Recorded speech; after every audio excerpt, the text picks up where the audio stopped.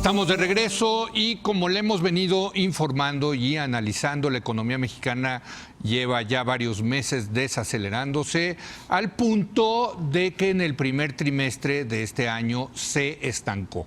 Y para analizar este tema se encuentra con nosotros nuestro experto en materia económica y financiera, Raúl Feliz. Raúl, ¿cómo estás? Buenas noches, Leo. Muy bien. Bueno, el maldito 2% de la época neoliberal, pues ahora sí que, como veníamos diciendo, puede convertirse en el bendito 2% de aquellas épocas donde crecíamos al 2%. Ahorita estamos estancados, ¿no? O sea, la conclusión es que la economía no está creciendo. ¿Es correcto? Es correcto. Mira, los números que dio a conocer en información preliminar el INEGI Sí. es que comparado el cuarto trimestre del año pasado con el primero, la economía se contrajo 0.2%. Sí. Sin embargo, en el cuarto trimestre del 2018 contra el tercer trimestre, la economía se expandió 0.25%. Así que podemos decir que hay un periodo de 6 meses que el crecimiento ha sido prácticamente cero. Cero. Cero. Y comparado con el año, o sea, primer trimestre Sí. de 2019 versus Correcto. primer trimestre del 2018, El crecimiento reportado fue 1.3%. 1.3%. Correcto, pero aún este número está distorsionado al alza, refleja un mayor crecimiento que el que realmente ocurrió, debido a que la Semana Santa cambió entre el mes de marzo y abril en el año 2018 y en el 2019. Sí. Ese movimiento genera que este marzo haya tenido más días trabajados que el marzo anterior. Por lo tanto, si corrigiéramos el efecto de días trabajados que generó en la Semana Santa, el crecimiento año con año es 0.2%. Ahora, ahí está el tema, que creo que es lo importante. Mientras nuestro principal socio comercial está en un boom económico, creciendo al 3.2%, la economía de Estados Unidos, impresionante, no para, la verdad, Sí, hay que decirlo.Nosotros estamos estancados. Y ahí, pues, muchos decimos, hombre, el solo jalón de la economía de Estados Unidos a la de mexicana, deberíamos estar creciendo al maldito 2% de la época neoliberal y no lo estamos haciendo. Es correcto. Hay que decir que... O sea, las condiciones internacionales son inmejorables para México. Sí, bueno, no sé si inmejorables, pero son buenas. muy buenas. Además, estamos en el... prácticamente Estados Unidos en julio cumple 10 años de expansión sin una recesión. Hay que decir que esas cifras de crecimiento de 3.2 del primer trimestre americano no son tan buenas como parecen. ¿A qué me refiero? Gran parte del crecimiento primer trimestre no fue por gasto de los consumidores o de las empresas, sino inventarios y ajustes del comercio exterior. Sí. Entonces, eso sin duda limitó un poco nuestro crecimiento de exportaciones en el primer trimestre, pero no fue la causa principal Ahora, de esa desaceleración. Viendo el crecimiento del PIB, efectivamente las exportaciones netas de México es uno de los motores de crecimiento Yo creo económico. que el tema fundamental que vivimos en estos 6 meses y lo que resta del año es que de los componentes de la demanda agregada, decimos los economistas, que explican el crecimiento del PIB, hay 2 que van a hacer una contribución negativa. Negativa. Una es el gasto público. Sí. El gasto público en el paquete económico trae proyectado un crecimiento de menos 2%. Sí.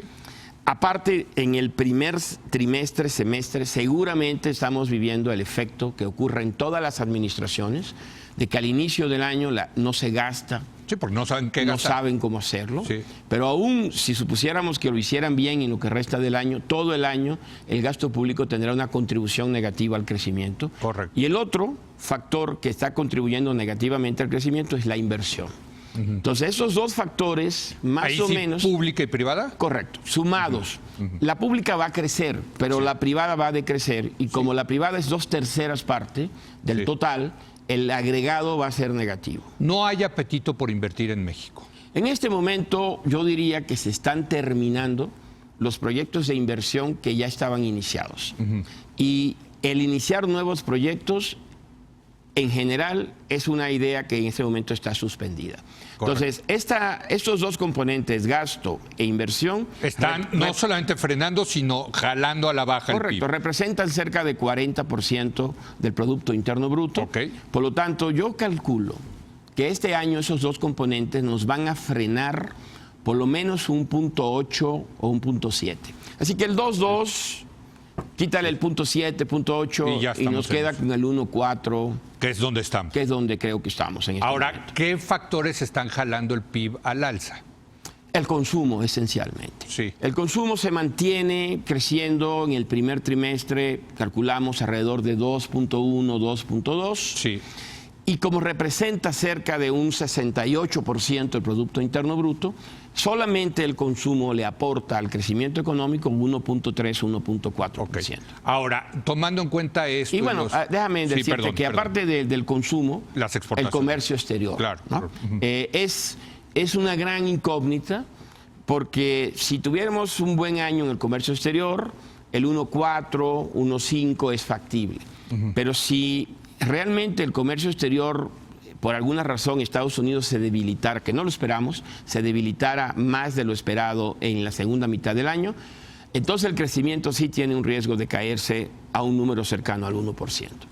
A eso iba, porque yo lo que escucho es que la mayoría de los pronósticos siguen poniendo un crecimiento mayor al 1% en México. Bueno, el consenso, el último consenso el de la encuesta del Banco de México es 1.5. Exacto. 1.5. Ahora, la OECD acaba de poner 1.6. Sí. Y lo mismo el FMI, que tiene 1.6%. Pero eso significaría, Raúl, que los últimos 9 meses del año, pues tendría que haber un efecto de crecimiento económico, porque si estamos estancados ahorita, pues algo se tiene que acelerar para lograr ese objetivo. Ya, desde luego, eso implicaría Sí. que la economía comience a repuntar con fuerza en este segundo trimestre. Correcto. De hecho, para que eso se pueda dar, tendríamos que estar viendo que el Producto Interno Bruto del segundo trimestre contra el primero debería estar creciendo cerca de 1%.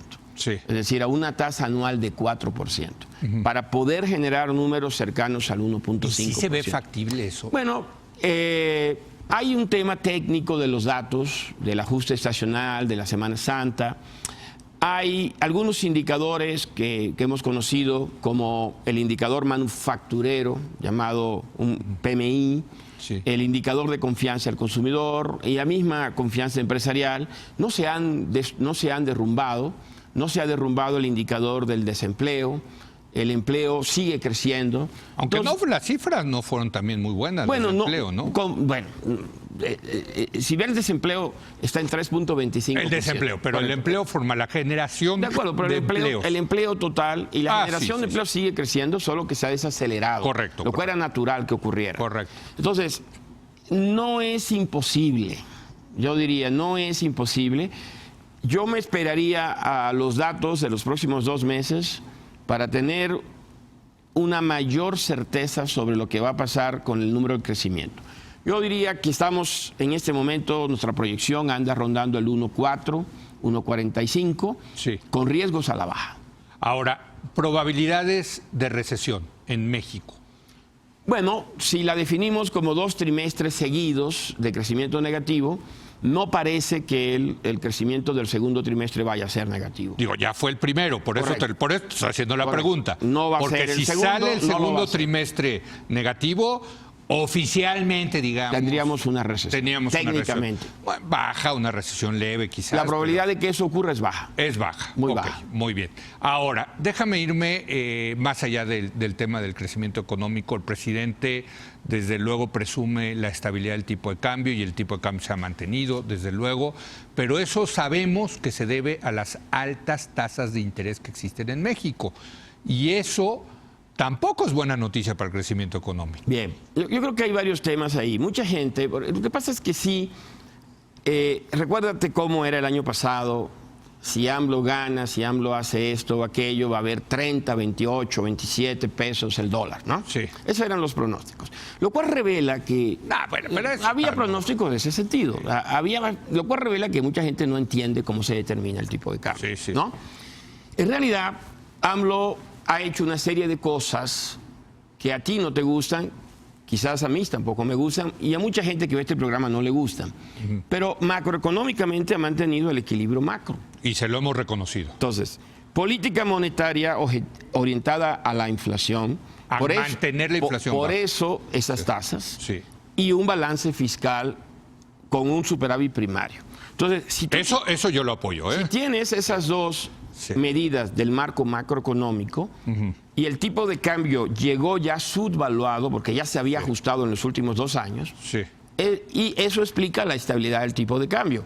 En el momento que López Obrador se meta con la independencia del Banco Central y force al Banco Central directa o indirectamente a bajar tasas, si lo pudiera hacer, en ese momento vamos a ver un desastre en el tipo de cambio. Pero ahí está Pero el punto sí, hoy, el equilibrio macro se mantiene. Sí. Entonces, hasta ahora, el gobierno de la llamada 4T lo que está haciendo es reasignación de recursos Sí. hacia proyectos que podrían ser más o menos productivos, pero respetando las restricciones macroeconómicas. Y eso es lo que explica la estabilidad financiera. Y digamos, a los inversionistas de bonos mexicanos lo que les importa es ese número de Correcto. que no haya déficit. Correcto. Ya de cómo te gastas el dinero, esa es una Ese segunda es un derivada. tema de los mexicanos. Exacto. Y lo deben resolver en las urnas. Correctamente, ¿no? correcto. O Pero en si tú marchas. mantienes la disciplina fiscal, nosotros vamos a seguir invirtiendo en bonos Disciplina mexicanos. fiscal y un banco central independiente y con objetivos muy claros de inflación. Pero regreso al Además tema. hay otro tema, Leo, Sí.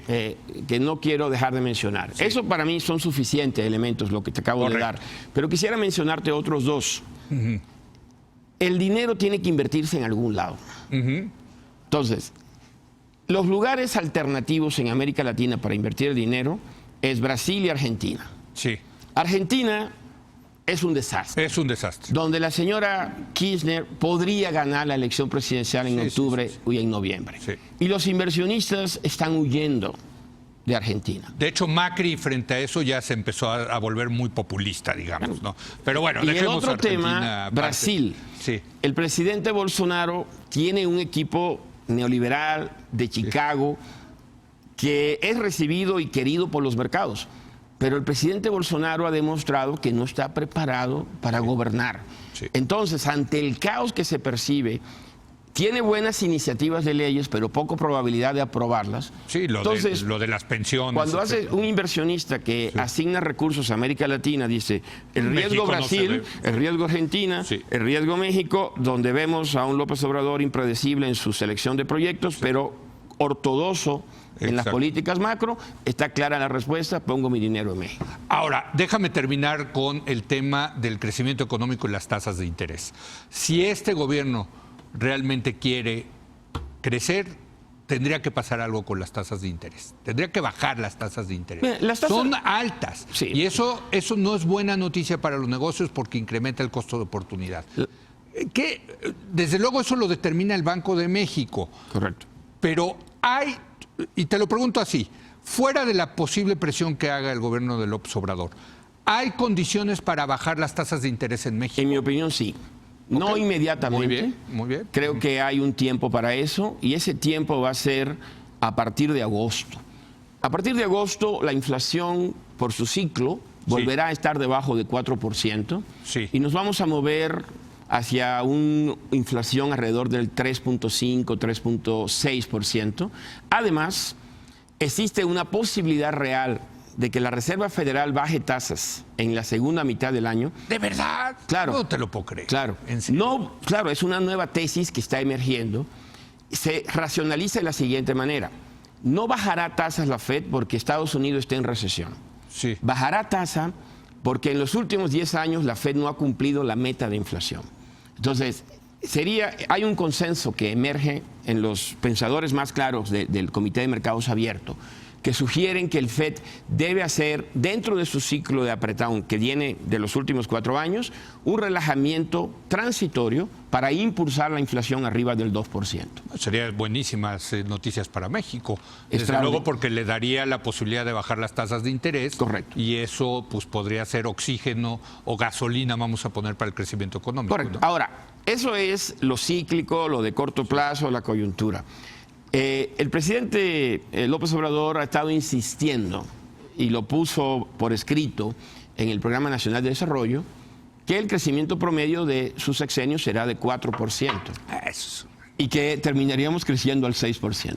Bueno, lo mismo dijo el presidente Peña Nieto, el presidente Calderón, el presidente Fox. Nosotros somos serios acá si analizamos. Eso es retórica política, ¿no? Bueno, pero entonces, lo único es que no hay un camino de cómo lograrlo. Nada más, ya nos tenemos que ir, pero si bajan las tasas de interés en México en agosto, o sea, las condiciones... A partir de agosto. ¿Puede haber un incremento en el tipo de cambio? Posiblemente, seguro lo va a haber, pero yo diría que no, porque no se va a disparar. A lo mejor lo vamos a ver hacia los 19.5 después de que las tasas hayan bajado. Que lo hemos visto ahí tampoco, o sea, lo hemos visto ahí varios días. Lo hemos visto en 22. No, bueno, lo hemos visto en 22, desde luego, con Trump, ¿no? Sí. Gracias, querido Raúl Feliz. Gracias a usted por habernos acompañado. Yo lo espero mañana en punto de las 10 de la noche, cuando otra vez sea la hora de opinar. Aquí nos vemos.